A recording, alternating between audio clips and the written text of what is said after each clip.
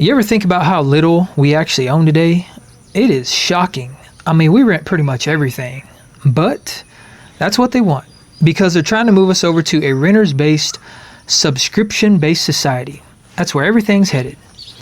But I can't help but think that this is going to put us in a very tough spot in the very near future because all this stuff that we rely on in our daily lives that we don't actually own, it could be taken away from us. And if it is, at a time when we need these things, at a time where we're kind of desperate, man, it could leave us scrambling because a lot of us feel deep down in our gut that something is coming. We don't know what, we don't know when, but it's happening, and it's probably happening pretty soon. And you know, there's the obvious stuff that we rent. There's the stuff that we think about every single day.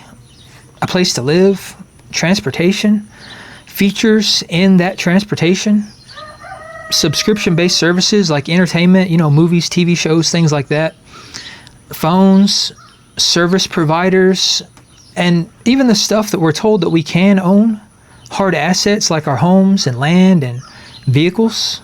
We don't actually ever own these things because we're tied to a perpetual tax payment every single year. And Sony just proved this point with the other things like digital downloads because they had some licenses that expired or they lost. And over 900 and I think it was like 955 titles, movies and TV shows got stripped from the people that bought them. And where this becomes a major problem is that it's not even about the obvious stuff, the stuff that we all think about. Because there are certain things that we rely on that we don't own and that we rent that are much more important than the house. It's more important than the car.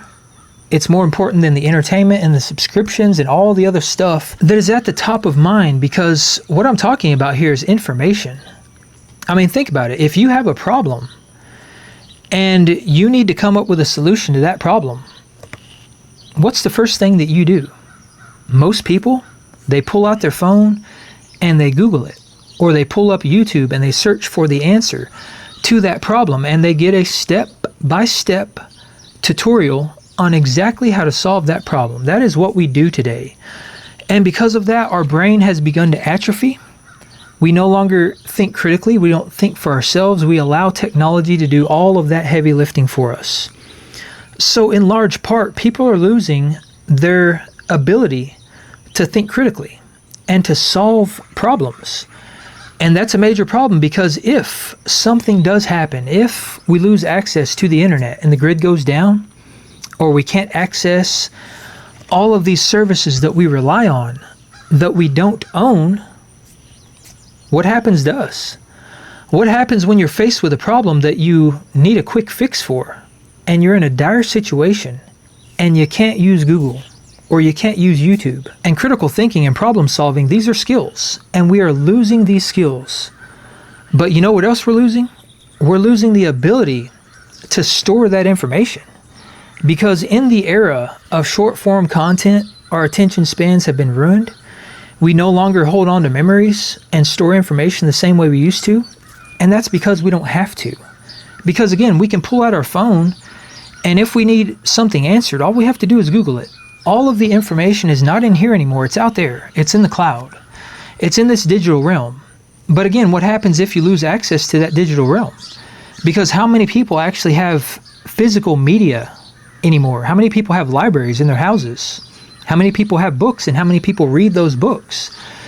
And it's not even about reading the book. It's about reading the book, internalizing it, and then putting what you read into practice. You have to actually go out and do the thing to solidify that in your mind and to learn the skill. And this is another big reason why we're losing the skill and the problem-solving abilities, because we simply don't do these things the same way we used to. We don't process information the same way. We don't seek out information the same way. We don't take in and internalize information in the same way. And I would say in large part, when it comes to our mind, most of the things that we do with our mind, we don't do in the same way. And some people might see that as a good thing because we now have access to more information than we've ever had throughout all of history. And it's right there at our fingertips. It's just a click away. But what happens when we can no longer access that information? And a prime example of this that I'm sure everyone can relate with is directions. If you need to get somewhere and you don't know how to get there, what do you use to get you there? 99.9% of the population uses GPS. But because we rely so heavily on GPS, our ability to read a map and to understand how roads work and to get ourselves out of a bind if we need to get somewhere fast but we don't know how to get there, we're losing that. We're losing that skill. And it doesn't just stop with skills. It doesn't stop with information and critical thinking. We also rent our friends today and our communities and our tribe because we don't go out and interact in the same way that we used to. We now rely very heavily on these social media platforms and the internet and these algorithms in order to connect with people and to socialize. And while that might seem like a great thing on the surface, because we can now connect with millions of people all across the globe in the blink of an eye, the bad part about this is that we're renting those people because those people exist on these platforms. They exist in the digital realm.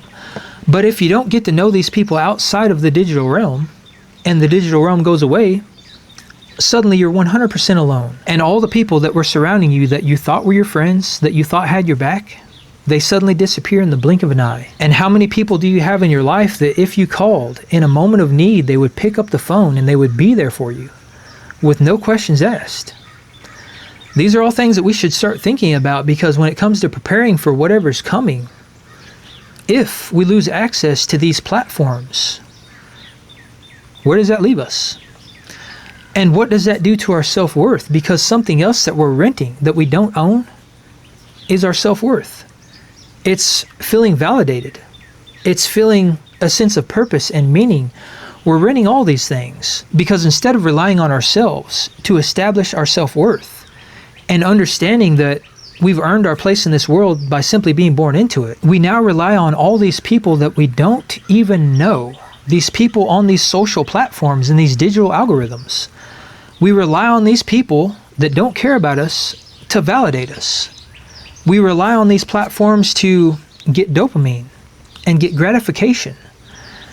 We don't get these things in the real world anymore. And because we have grown to rely so heavily on these social platforms and these digital means to determine our self-worth, we don't even own our happiness anymore. Our happiness comes from out there. It comes from the cloud in the digital realm. And because of that, we now rent contentment. Nobody knows how to just be content and be happy with the things in life that we have. Everybody's always seeking more.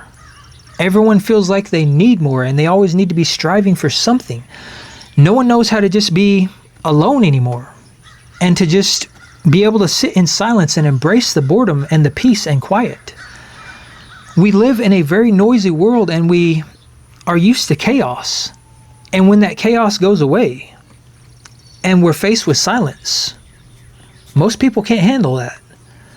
But what happens if something actually does happen and this feeling that we all have comes to fruition and all that stuff is gone and the only thing that's left is the silence?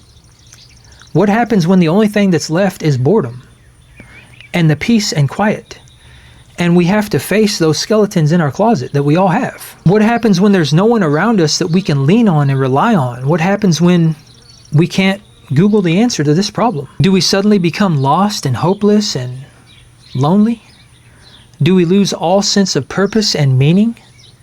Do we just give up? I think these are very important questions that we should all be asking right now, because I truly believe that in the not so distant future, we're going to have to face these things. And it's going to pay to come up with solutions to these problems and to answer these questions now instead of at a time when it's inconvenient and we're all faced with a tremendous amount of discomfort. And that brings us to the most important question of all, which is, how do we prepare for this? What do we do to lessen the blow if we do in fact lose access to all this stuff that we rely on, that we don't own, and that we're renting? I think that's where the silver lining comes in, because I believe that the answer to this question is actually very, very simple. And what I believe the answer is simply building a life around ourselves that is based around more tangible things, physical media, instead of relying on Google and YouTube and the digital realm to solve all of our problems and to answer our questions, start a library. Buy actual books. And don't just buy these books, but read them and internalize the information. And when you read these books and internalize the information, make sure that you actually use it and put it into practice, because it's one thing to just read it. It's one thing to just have the knowledge sitting on a shelf, but it's something entirely different to internalize that information and to put it into practice and to build a skill set around it. Because obtaining knowledge and learning and building skills, these are all things that we own. And these are some of the most valuable things that we could ever possibly own, because not only is that going to increase your worth in a group, it's also going to increase your worth overall. Because what happens when AI does what everybody says it's going to do and it comes in and takes everyone's jobs away? And what happens when that happens and you don't have any additional skills outside of what you learned at your job? That's going to put people in a very tough position. And again, these are all things that we rent. We don't own. We don't own our money. We don't own our net worth. That's all assigned to us. It's all rented from whoever we're working for at the time. And I think right now is the perfect opportunity to build a community and a tribe around ourselves, because we do, at this current moment, have access to more people than we've ever had access to throughout all of history. So maybe we should capitalize on that. Maybe we should use that to our advantage to connect with like-minded people, and not just connect with them in the digital realm, but make it a point to connect in real life, because that is also going to give us the opportunity to pass on and share all this new knowledge that we're learning as we build this tangible world around ourselves. Learn how to be content and be happy with the things in life that you have and the things in life that you don't, because sometimes those things can be a blessing too. And learn how to face the silence and embrace the boredom and the peace and the quiet, and find peace with that. And really what this all comes down to is just reducing the amount of things that we are reliant on that are owned and controlled by somebody else. Because the moment that we can do that is the moment that we can begin to free ourselves, and we can start to take ownership of more things in our lives. And that is going to help us prepare for this very uncertain future that we all seem to be headed towards.